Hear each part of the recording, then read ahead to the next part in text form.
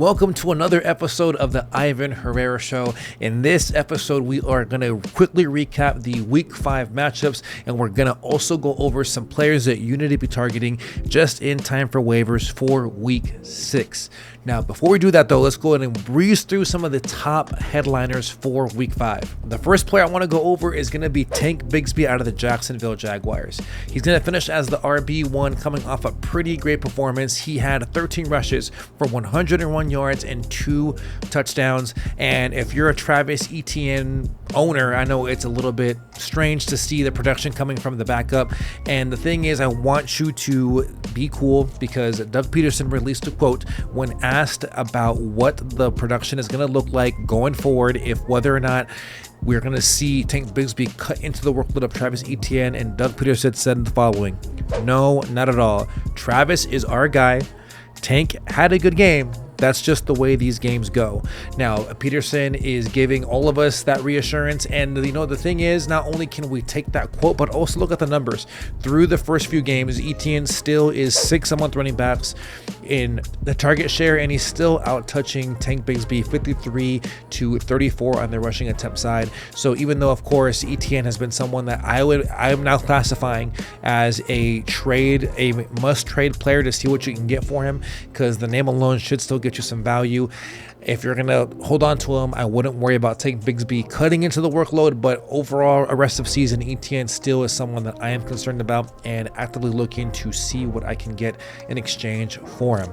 Now, the other player I want to highlight is going to be DeAndre Swift. A few weeks ago, I said that he's someone that is worth dropping. Now, last week, I thought the game that he had was a fluke, but now he's put together 2 straight games where he has been really solid for fantasy. He's going to finish as the RB2 for Week 5. He had 21 rushes on 73 yards, had 1 touchdown, also caught 2 of his targets for 47 yards. And even though he had a big game, the inefficiency for me is still what's concerning. However, that can all go to the side because you've now had 5 straight games that DeAndre Swift this season has had double-digit targets. So the volume alone is what's making him valuable. Of course, we would love to see the numbers be better on the efficiency side. However, volume is king in fantasy, and DeAndre Swift is benefiting from that as well.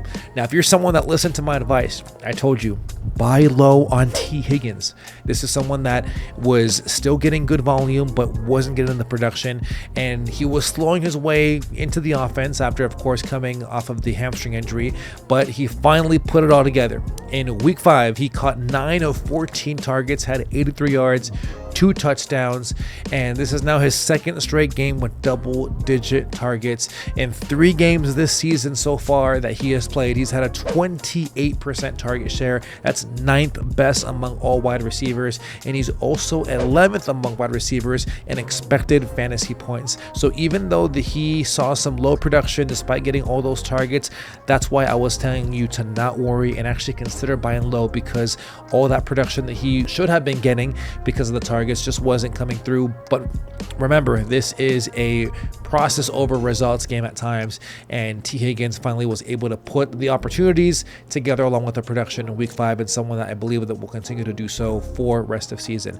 Now, speaking of someone that was getting targets but no production, it was Garrett Wilson, but he finally put it all together in Week 5 in the heartbreaking defeat versus the Minnesota Vikings. He had 22 targets.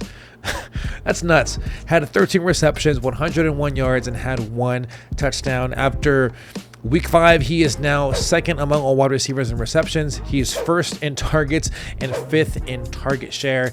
And Garrett Wilson was someone that I also was classifying as a buy low candidate.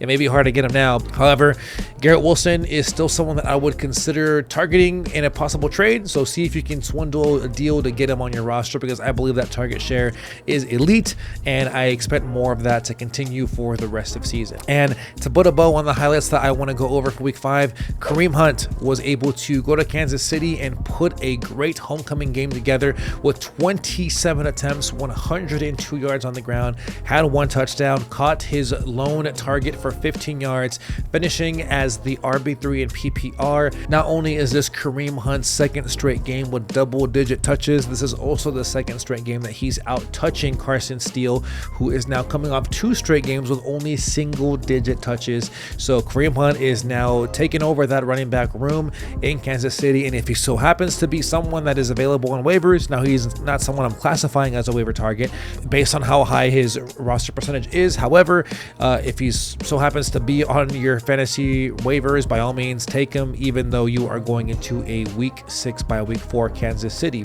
And actually with that, this is a perfect transition to go over the waivers that you need to be targeting for week number 6. But before we do that, we're going to quickly breeze through the teams that are currently going to have a week 6 bye, and it's going to kick off with Kansas City, the Los Angeles Rams, the Miami Dolphins, and the Minnesota Vikings. And with that, here are 5 players that you need to be considering targeting for your waivers this upcoming week for week 6. The first one is going to be Alec Pierce. He's currently only rostered at 14.8% of ESPN rosters, and I get it. This is someone that I'm classifying as a boomer bust player. It's easy to fall in love with the huge production because he had a very similar output in week 1. However, he only had 3 targets. Caught all 3 of them. I'll give him that. Had 134 yards and 1 touchdown.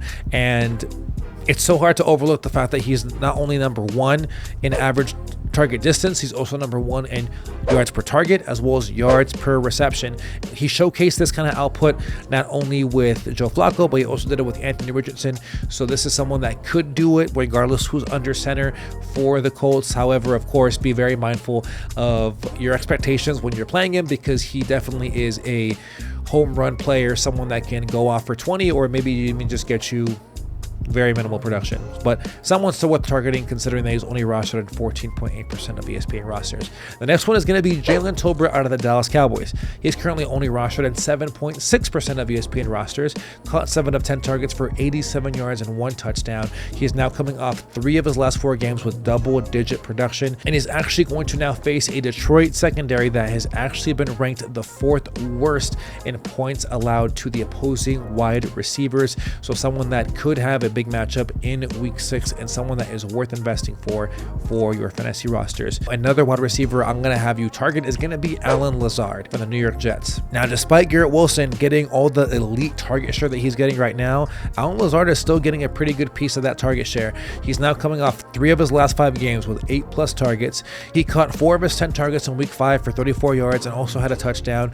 I will say to tread carefully with Allen Lazard in week 6 because he is going up against the Buffalo Bills, who actually are the 5th best team with fewest points allowed to the opposing wide receivers. And the following week, in week 7, he's facing a Pittsburgh defense that also is among the top 12 in that exact same category. So Allen Lazard is still someone I would look to have on my roster, but of course try to carefully with managing expectations when you play him for the next 2 upcoming weeks. Now, to shift over to the running back position, I may butcher his name, so please forgive me, but I'm gonna go and take a swing at it by saying you need to consider getting Dare Ogunbowale. He's currently only rostered at 1.7% of ESPN rosters. He had 15 attempts for 30 yards, and he also caught 6 of 7 targets for 57 yards, and he also had very similar production in the receiving category last week, where he caught 4 of his 4 targets for 47 yards and 1 touchdown.